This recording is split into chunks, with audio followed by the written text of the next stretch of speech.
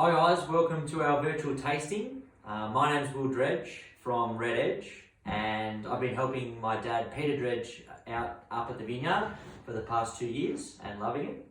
Dad's been up there for the past 26 years, since 1994, making big bold reds and trying to produce some nice tasty wines for us to have. And today we're going to go through our current release of wines. So we've got the 2017 Degree Shiraz, 2017 Tinto Mezclado, 2017 Cabernet Sauvignon, 2016 Estate Shiraz, 2017 71 block, and then we'll finish with our 2010 LBV. So all of these are available in our tasting pack, which is online at the moment. If you haven't bought the tasting pack yet, you should, but if you don't want to buy the tasting pack and just want to try a few of the wines, we'll enable you in the video to cut and change from each individual wine, if that makes sense. So, as some of you are aware, the Heathcote Wine and Food Festival hasn't been able to go ahead this year due to the COVID-19 pandemic, and hence why I've got my isolation beard. But that's a significant economic impact to all our Heathcote producers. So we're hoping that we can get some people on board via the Click for Vic campaign. So check out a few of the other producers and other people in Victoria who need your support. So we'll start with the Degree, and thanks. So we'll start with our 2017 Degree Shiraz. So we call this our drink now style of Shiraz. It was produced after a number of years of Dad making wines with the anagram Degree, which is an anagram of our last name Dredge, and also an anagram somewhat of Red Edge too. So that's the reason behind the name of that one. So we'll give it a bit of a swirl just to bring out some of the aromas and give it a smell. Should get some nice fresh fruits on the nose. So think of blueberries or freshly cut plum or freshly cut cherries, things of that nature. So not quite your red fruits, your pinots, your red fruits, a bit of a darker spectrum of fruit, but definitely fresh fruits, okay? Also on the nose, you might get a little bit of sort of licorice or star anise, and maybe a little bit of that sort of black pepper, which is really common in Shiraz as well. So get a bit of that going as well. So then we'll give it a little bit of a taste and see how it tastes.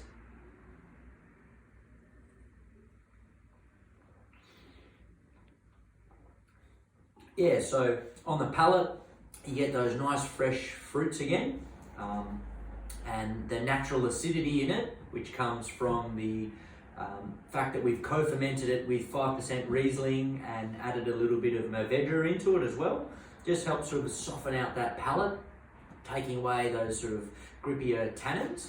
Makes it a bit more approachable as a young wine, hence why we call it a drink now style wine. So I can imagine having this, with friends at a barbecue, or maybe during the middle of the week when you need, just a glass with dinner. And it would accompany foods like a lamb skewer at a barbecue, or a good old-fashioned pork and fennel sausage. Things like that. So enjoy it. Cool, so we'll do our next wine now, which is our 2017 Tinto Mezclado. So Tinto Mezclado literally means red wine mixture in Spanish, and it's a blend of 4 different Spanish and Portuguese varieties. So we've got Tempranillo, Mourvedre, otherwise known as Monastrell, Touriga Nacional, and Graciano. And the reason Dad planted Tempranillo back in 2000 was that he saw a CSIRO soil climate sort of study, and it showed that Rioja in the north of Spain, where Tempranillo is endemic to, and Heathcote had very similar climates, bright sunshine and warmer summers. So Dad thought that it might be a good one to plant in Heathcote that was a little bit different, because Heathcote's well known for its Shiraz, but there's a lot more emerging varieties coming out of Heathcote. And then subsequently, years later, he planted some Graciano, which is also from Spain and Portugal, and some Touriga Nacional as well. So that sort of, with that history, Dad had for many years made a Tempranillo Monastrell blend, and in 2017 the Graciano and the Touriga Nacional sort of became ready, and we had our first ever Tinto Mezclado in 2017. Yeah, so we'll give it a bit of a smell, see what it's like. Yeah, so with this wine, you get some really nice bright fruit characters on the nose, sort of red fruits, you know, red to sort of darker fruit spectrum. And I think that comes from the Graciano. I remember smelling it in barrel back in 2016 before we bottled it. Sorry, yeah, 2018 before we bottled it. And yeah, it had really sort of bright aromatic fruit aromas. Also some, you know, smells of fresh flowers. A very sort of floral nose, and I think that comes through in the wine today, even with all those other 4 varieties in there to sort of complicate and you know, make it more interesting. You also get a bit of plum on the nose, I think, which comes from that Mourvedre character. It sort of, you know, gives a bit of a darker character, and then also you know, it's quite savoury in its nose, which you get from Tempranillo. Tempranillo can be a very savoury variety, but I think mixed with the Monastrell and the Graciano, it just sort of lightens it up and makes it a little bit sort of brighter. Yeah, so we'll have a bit of a taste now.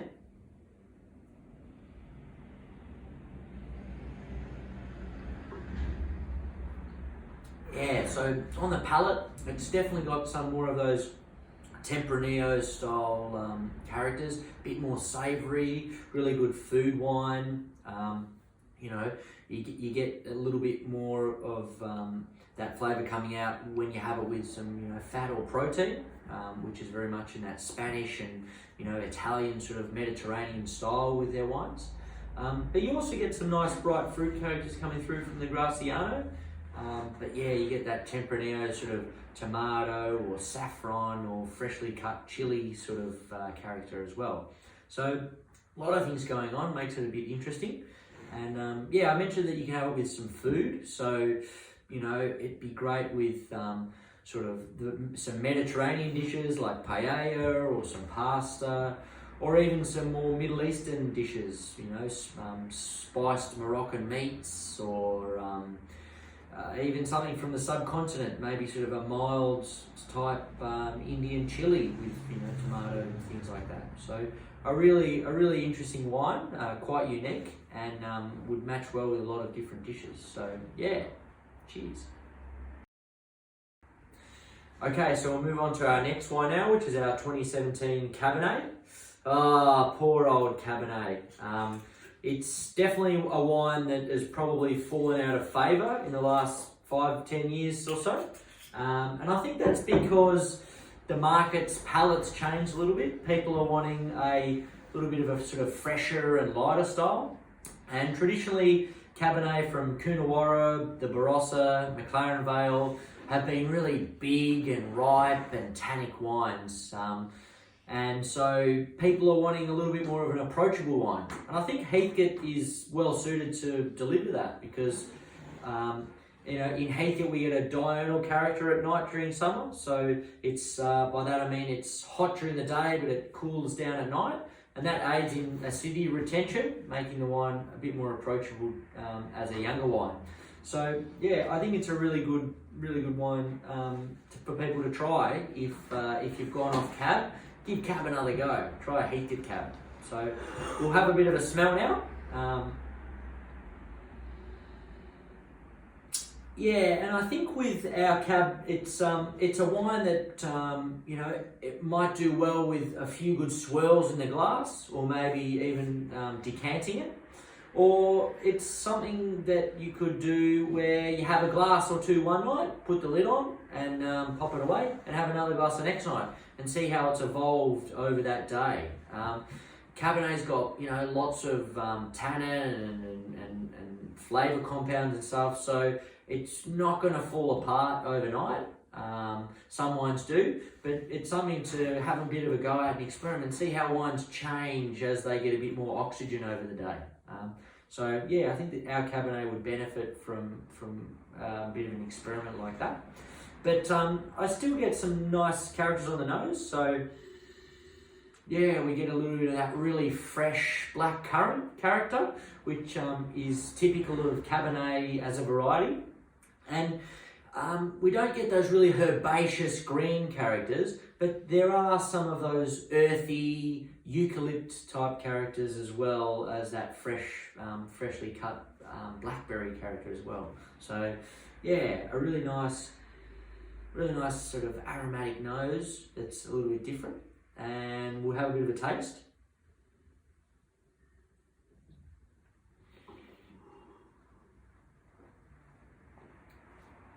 So on the palate, we get that really nice fresh blackberry character, and it lingers through from the front to the mid palate.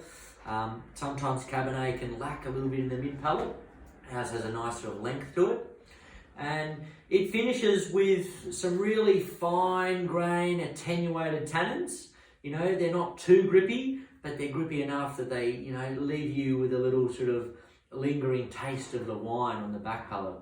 And tannin's something that, yeah, you shouldn't be afraid of.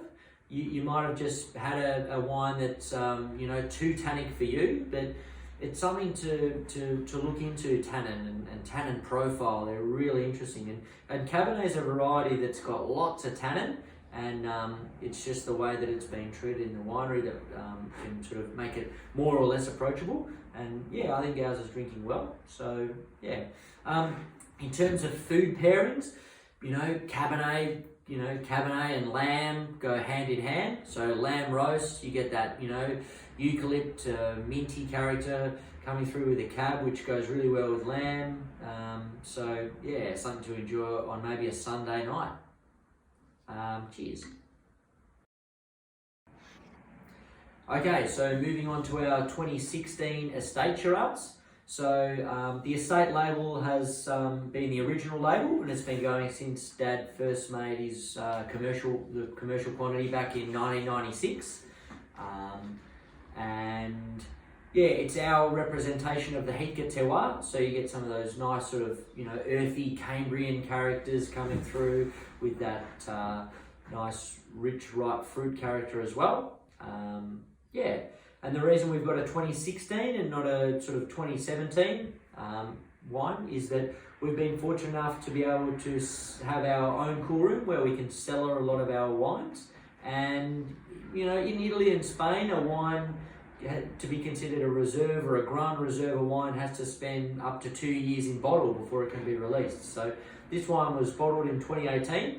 It's now spent 2 years in the cool room, developing and aging, and I think that when you drink it, you get an appreciation of that character. You know, it's drinking really well at the moment. So yeah, we're fortunate enough to do that, and I think people, yeah, you need to look at the vintages a little bit more in bottle shops, and maybe not go for the 2019 or the 2020 wine, go for something a little bit older, because sometimes they can be drinking, you know, they can be in a better place. So yeah, let's have a little try this one and see how it's looking right now. So give it a swirl. Yeah, so on the nose you get some nice darker fruits, sort of, yeah, really dark plum, verging on that black olive spectrum, and you get those earthy characters, sort of, you know, almost ferrous and iron, which, you know, is coming from that Cambrian soil. And then a little bit of vanilla. So we don't over oak this wine. We put about 30% new oak, which gives a nice sort of subtle vanilla character that's sort of eaten up by the wine. So it's not sort of over obvious, but it just adds another sort of layer to the nose, I guess.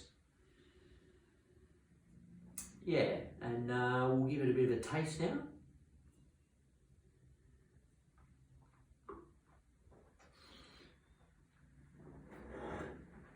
So yeah, the palate, it's you know, juicy and rich, and it's just a bit more classy, you know, than the other sort of three wines that we've had before. It's a step up in quality. There's some really intensity of flavour there. Again, you know, we're on that sort of dark plum, black olive almost fruit spectrum. And then there's a really nice, yeah, spice character with that vanilla and those earthy notes coming through as well. And it's a wine that, you know, it's got the tannin and the flavor, the tannin and the structure there, but it's not sort of, it's not sort of all over the place. It's really sort of smooth and integrated, and it's a wine that we're really proud of, and we've been producing for the last 20 odd years.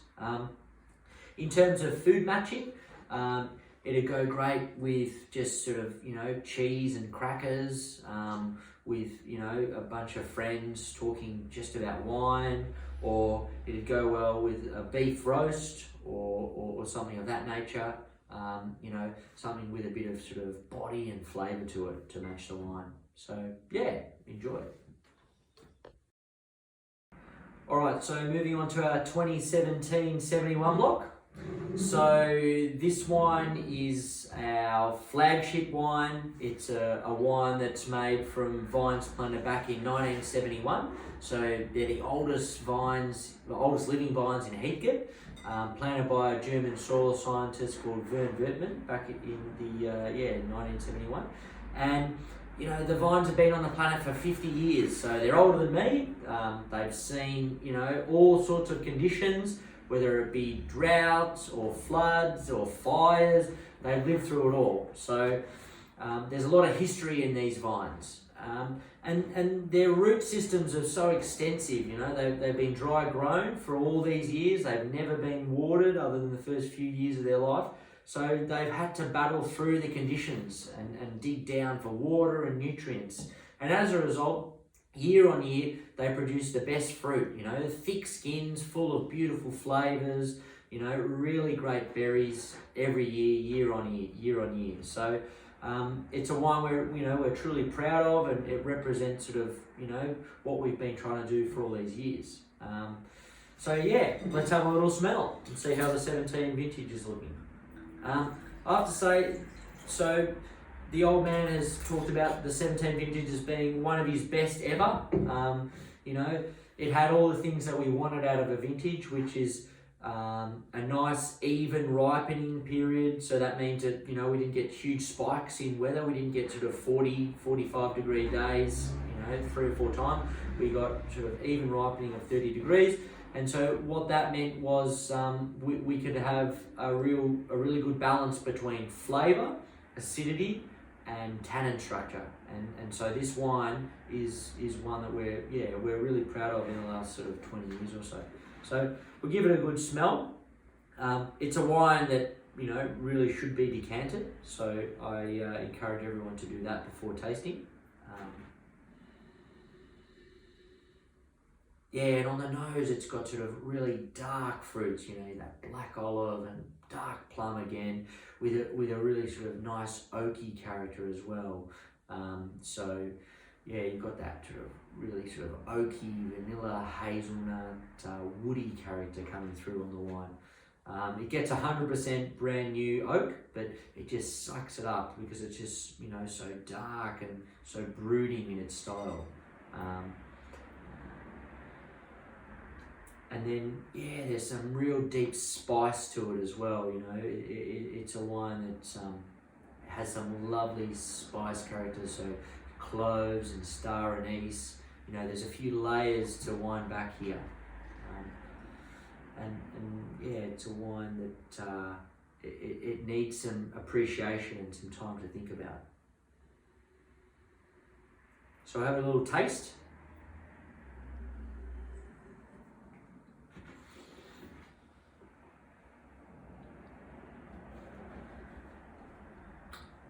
So the palate, again, it's got that lovely dark fruit character, some really structural components on the palate. So, that spice and savoury and earthy character, but with also some sweetness to it from the oak, that vanilla oak. Some really fine, smooth tannins as well. It's just a step up above all the rest. There's sort of 3 or 4 things going on, and it's a wine that I think's drinking really well and one to be savoured. And a wine that should be enjoyed. And food pairing, look, I don't think it needs a food pairing, but if you were to have it with a food pairing, it'd be a great sort of fine dining experience with, you know, something classy, something sort of a bit complicated that that you wouldn't usually have a special occasion wine. So yeah, we're proud of it, and I hope you guys enjoy it. Okay, so moving on to our last wine, which is our 2010 LBV. So LBV stands for Late Bottle Vintage. We're not allowed to call it a port because the name port's been trademarked by Portugal as its place of origin. So yeah, we call it an LBV. So it's a fortified Shiraz Tempranillo, and it's a style of wine that Dad's been making for the past 10 years, 12 years. So the first one he made was in 2008. And then he's made one in 2009, 10, and subsequently up until current date. The current release is the 2010 vintage, so it's spent 10 years in barrel developing its flavours and its aromas, and based off that sort of European style of the Solera system, we've got a little bit of 08 and 09 in this wine as well. So the Solera system is where you keep some of your original vintage, and you sort of cellar it through and combine it in barrels, and then in the current release add a little bit to that current release wine. So hopefully in the future we can keep doing that and building upon that, and what that does is it adds flavour and complexity to the wine. We've got our waxed wine here. So what you would do if you bought the waxed one is you'd sort of cut through the wax, cut the top off, and then pull the cork off. To save us the trouble of doing that, I've got one that's unwaxed here, and we're going to take the cork out. Now the reason we corked this wine is the bottle only had a cork, so we couldn't put a screw cap on it. But also, there's a bit of magic in a cork that adds a bit of something to it, and so for a fortified, something a little bit different, it makes a great sound. So we'll pour a little bit out and have a smell. So, it's quite sort of darker and sort of, oranger and, browner in colour, which comes from all those years in barrel, slowly sort of developing its flavours and, micro-oxidation, giving that sort of, that different aroma to the wine. So we'll give it a bit of a smell. And there's a real sort of spirit character that comes off the wine. By spiritus, I mean sort of like, nice sort of alcohol in a good way. You've got some nice raisin character and cloves, a little bit of peppermint either. So, that European style of port added with a bit of Australian sort of nuances like that peppermint. So, we're not going for those big, rich Rutherglen muskets or tawnies. We're going for something, a little bit more sophisticated, I suppose, but something that's a little bit different and unique in Australia. Much more in that Portuguese style. So we'll give it a bit of a taste.